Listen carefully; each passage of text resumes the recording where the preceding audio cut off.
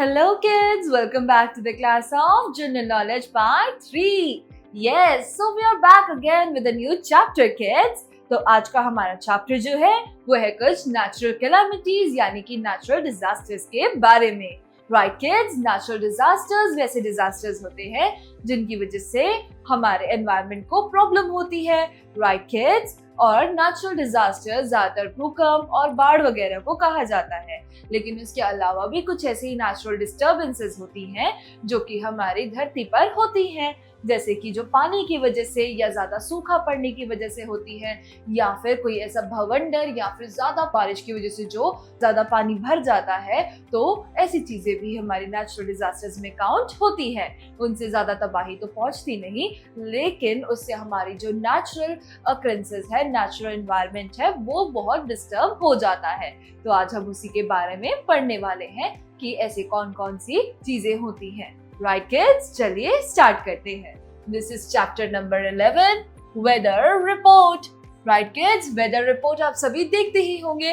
रोज सुबह हमारे टीवी या न्यूज चैनल पर हम वेदर रिपोर्ट देखते हैं ताकि हमें ये पता लग सके कि आज का हमारा दिन या फिर मौसम कैसा रहने वाला है. क्या आज धूप होगी, बारिश होगी या फिर क्या होने वाला है, वो हमें वेदर रिपोर्ट से पता लगता है. राइट किड्स, चलिए अब आगे बढ़ते हैं. Weather refers to the atmospheric conditions at a specific place and time. तो weather किसे कहते हैं? weather मौसम को कहते हैं. मौसम जो कि एक पर्टिकुलर जगह और एक पर्टिकुलर टाइम के हिसाब से बदलता है, एटमॉस्फेयर के हिसाब से बदलता है. कभी आसमान में बादल होते हैं तो हम देखकर कहते हैं कि हाँ आज तो बारिश आने वाली है, और कभी बहुत ज्यादा हमें दिन में ही गर्मी लगना चालू हो जाती है और बहुत तेज धूप निकल आती है, और कभी कभी हमें बहुत ज्यादा ठंड लगती है. तो ऐसी ही चीजें हमारी एटमॉस्फेरिक कंडीशंस को डिसाइड करती है और बताती है कि आज का वेदर क्या है. राइट, तो it is a short term phenomenon, और ये कोई लॉन्ग टर्म फेनोमेनन नहीं होता. अगर आज बारिश हो रही है तो हमें नहीं पता कि कल क्या होने वाला है, कि कल भी बारिश होगी या फिर कल धूप निकलेगी या हवा चलेगी या कुछ भी ऐसा. राइट किड्स, कई बार ऐसा होता है कि जहाँ पर बारिश ज्यादा नहीं भी आती वहाँ पर अचानक बारिश आ जाती है. कई बार जहाँ पर हमेशा बारिश आती है वहाँ पर बारिश आती ही नहीं. इन सभी चीजों को हम कहते हैं वेदर. राइट किड्स, तो चलिए आगे बढ़ते हैं. इट चेंजेस एवरी डे, और मौसम जो है वो हर रोज बदलता है, हर तरीके से बदलता है. Right, look at the pictures below and identify the various weather phenomena they show. तो अब हम इन पिक्चर्स को देखेंगे और ये कौन से नेचुरल फिनोमेनास को शो करते हैं, हम उनके नाम यहाँ पर राइट डाउन करेंगे. तो पहला है यहाँ पर, यस, ये बहुत ही तेज बारिश हो रही है. बारिश को हम क्या कहते हैं? Rain fall. तो हम लिखेंगे RAINFALL, fall, rain fall. Number 2, यहाँ पर अब पानी बिल्कुल भी नहीं है, जमीन बिल्कुल बंजर और सूखी पड़ी है. तो इस सिचुएशन को हम कहते हैं सूखा पड़ जाना यानी कि ड्रॉट. तो हम यहाँ लिखेंगे DROUGHT, drought. Next is number 3, तो एक रेतीला तूफान यानी कि सैंडस्टॉर्म. तो ये है एक सैंडस्टॉर्म जो ज्यादातर सिर्फ और सिर्फ डेजर्ट्स में यानी कि रेगिस्तान में आता है, क्योंकि वहां पर होती है रेत. तो हम यहाँ लिखेंगे सैंडस्टॉर्म. नंबर 4, तो ये है एक, यस, साइक्लोन यानी कि पानी में आने वाला तूफान. तो ये है एक साइक्लोन.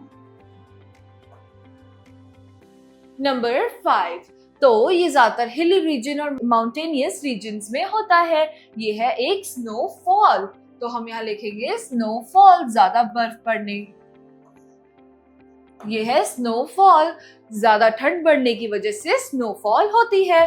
राइट. नंबर 6, इसे कहते हैं हम टोर्नेडो. जब हवा का भवंडर बन जाता है और वो बहुत सारी चीजों को वैक्यूम से अपने अंदर खींचने लग जाता है, तो वो टोर्नेडो बन जाता है. टोर्नेडो हमारा पानी के अंदर भी बनता है, हवा से भी बनता है.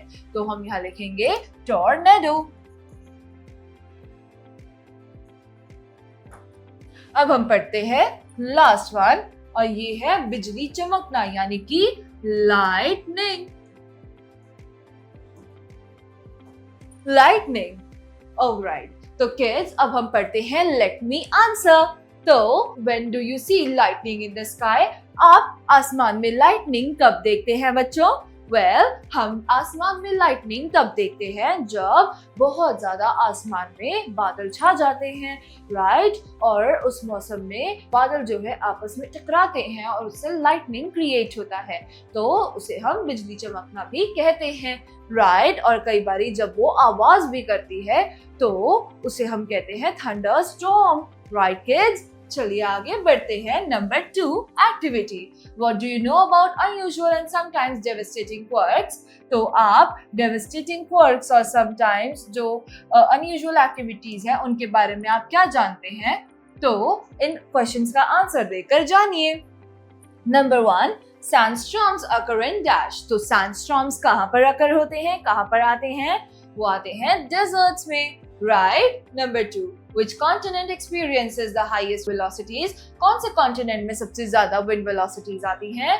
वो आती हैं एंटार्क्टिका में, right kids? Number 3, where do tornadoes usually strike? तो टोर्नेडोज ज्यादातर कहाँ आते हैं?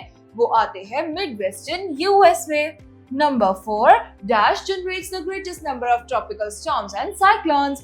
तो सबसे ज्यादा नंबर ऑफ साइक्लोन्स और ट्रॉपिकल स्टॉर्म्स कहाँ आते हैं?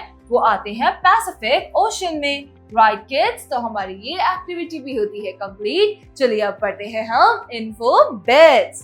तो info bits, hurricanes are named in alphabetical order with alternating female and male names.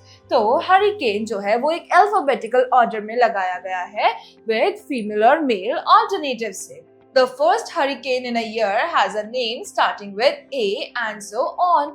तो किड्स, जैसे कि साल में जितने भी हरिकेन्स आते हैं वो अपने अल्फाबेटिकल ऑर्डर के हिसाब से लगाए गए हैं।